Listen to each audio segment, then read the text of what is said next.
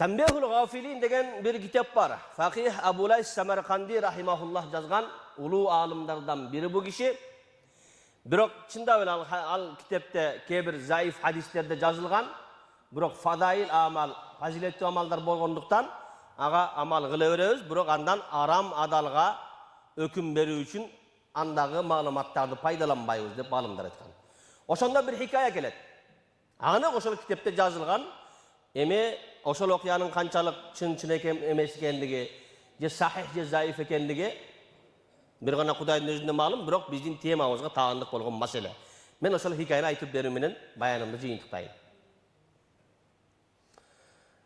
Mekke'de saudagerlerden adatı boyunca akçası köp saudagerler saparga çıkıp baratkanda akçaсын үйге таштап кетүүдөн кооп сурайт экен. Себеби анын саудагер экендигин, анын акчасы көп экендигин, бай экендигин элдин баары билгенде эле ууру каракчылар да билет болчу дейт. Эгер акчасын байлыгын үйүнө калтырып кетсе, сапарга кеткенде жанагы ууру каракчылар келип, ошону тоноп акчасын алып кетип калат, урдап кетип калат деп, акчаларын аманаткөй, акчасын сактап бере турган адамдарга коюп, анан сапарга чыгып кетет экен.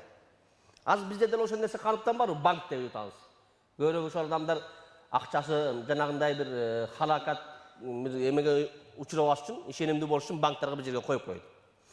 Анан ошондой аманаткөй адамдарга коет экен, алар сапардан келгиче анын акчасын сактап берет экен. Bir kişi var eкен, Хорасан тараптан, şu биздин Хорасан деп коет. Хорасан деген мынау Мавараунахыр Амударияның нар жагын Харезм тарапты Хорасан деп айтылат. Ошол Амудариядан бер жагын биздин Мавараунахыр деп айтылат. Ошол жактан bir адам Меккеде барып жашап калган экен. Анан ушунчалык чынчыл, ушунчалык аманаткөй адам болгон дейт. Жанагындай кылып бай адамдар, саудагер адамдар анын алдына акчасын аманат кылып коет эле дейт. Bir саудагер ошентип акчасын ага аманат коюп сапарга чыгып кетип, канча күн жүргөн сапардан кайтып келсе, ошол адам ааламдан өтүп кетиптир, кайтыш болуптур. Акчасын сураса, үйүндөгүлөр маалымат жок экен. Бирок койгон акчасы чоң. Ne kılat? Akşamda berle dese үй бүлөсү bizge atam aytkan jok, malumat bergen jok.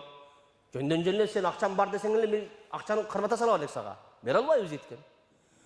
Албай таштап кетейин десе акча аябай көп. Алайын десе бербей айтат. Маселенин чечимин таба албай ошол учурдагы аалымдарга, муфтийлерге барып арызданыптыр. Маселе ушундай. Мен сапарга баратканда ушинтип акчамдан алдына аманат коюп келдим эле, кеттим эле, келсем кайтыш болуптур. Эми үй бүлөсүндөгүлөр бербей атат экен. Дедилер, анан алар ойлонуп, адамдар такыба болгон, ошондо бирөө айтыптыр. Биз бул киши ушундай такыбадар адам, чынчыл, аманаткөй, чыныгы мусулман деп билебиз. Сен түндүн bir окуму болгондо тахажжуд учурунда барып, Масжидил Харамга кирип, Замзам кудугуна башыңды салып кыйкырасың. Эй баланча, мен жанагы сенин үйүңө, жаныңа акчасын аманат коюп кеткен адаммын. Ушинтип балдарың бербей атат, ошол акча каякта деп сурасаң, жанагы такыбадар адам болгондуктан биз анын руху ошол Замзам кудугунда деп билебиз. Ал сага иншалла жообун берет деп айтты. Сиздерге кызыктай түйүлүп аткан болуш үчүн бир китепте анык жазылган ушул окуя. Анан бул киши ошол алымдар айткан учурда барып Замзамга башын салып, анан ошентип добуш кылат. Эй баланча, мен жанагымын акчаны койгонмун десе, анан аерден жооп келбейт. Экинчи күн барат, андара жооп жок. Үчүнчү күн барат, андара жооп жок. Кайра алымдарга барат да болгона. Силер айттыңар эле, силердин айтканыңарды кылып, мен Замзамга барып ушинтип үн салсам, эч кандай жооп жок деди. Анан алар таң калышып, анда сен деди, палан бир жерде чөл бар деди. Балык деп айтылат, азыркы ушул Афганистан тарапта бир чөлдөр барган дейт. Ошол жерде бир куруп калган кудук бар деди. Ошоға барасың эми кичине сапар тартып барып, түндүн бир окум ошол тахажжуд убакыты болгондо ошол кудукка үн сал. Аерде тозоклардын руху болот деп айтылат. Ошол жактан жооп болор деди. Ана киши келип ошондой кылып ошол кудукту таап, куруп калган кудукка келип үн салса, жооп болот. Сен акчаңды короомдун балан жерине көмүп койгонмун. Көмүп койсоң ошол жерге жазып да койгонмун атыңды. Ошол жерди балама барып көрсөтсөң, казып берет, аерде менин жазуум бар, ошодон акчаңды алып аласың деди. Анан жанагы акчаны эстен калып, биринчи сени Замзам кудугунан издедим эле, алымдардын сөзүнө кирип. Аерден жооп болбогон соң ушул жака келдим. Себеби эмне? Себеби бүтүн Макка эли, бүтүн адамдар сени бейишчик деп ойлойт эле. Аманаткөйсүң, такыбадар болсуң. Biyakta bolğanыңa ne sebep dep sırады ele. Al aytты, tuura men takva kıldım, Kudayga kurbat kıla turgan büyük amaldарды jasadım. Ajılıktары kança jolu kıldım, Mekkede yaşap. Namazımda kaza kılbay, işi kılıp Kudayдын buyruğu menen paygambar sünnetlerini büyük atkarganmın. Бирок менин бул абалга түшүмө себеп мен ошол Хорасанда калган туугандарым менин мамилени үзүп койгон элем деди. Ошонун себебинде отурам деди. Демек туугандар менен алаканы үзүп коюп, керек болсо Масжидил барып, харамда барып, Кудайга жакын болом, бейишке кирем деп ошол жерде жашап алгандагын шариятта туура эмес экен да. Farz болдубу? Барып хажыңды аткарып кел. Мүмкүнчүлүк болду, умраңды аткарып кел. Же ошол жакта жашасаң деле, биякта жашасаң деле сөзсүз не болот? Туугандар менен мамилени үзбөш керек. Китептерде айтылат.